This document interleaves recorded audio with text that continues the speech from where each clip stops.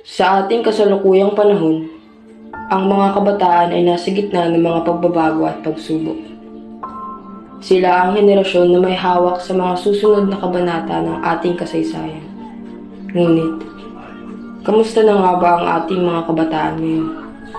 Sa panahon ngayon, marami ng kabataan ang mga nalululong sa bisyo.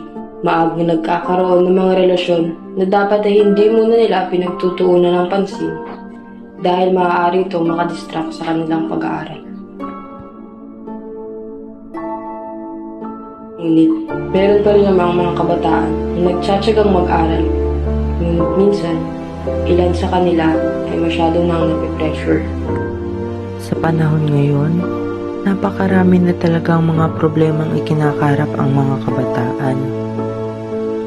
At isa na doon ang bullying o diskriminasyon na kung saan ikaw ay physical na sasaktan,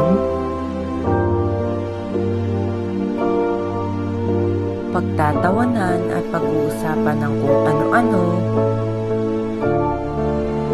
at pagpapahiya sa social media na tinatawag na rin nating cyberbullying.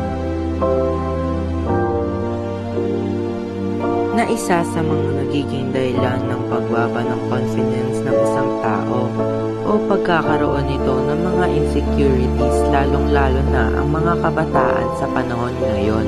Katulad na lang ng mga ilan sa kanila na hindi na talaga pumapasok dahil sa mga pambubuli na natatanggap nito sa kapwa nilang kamag-aral.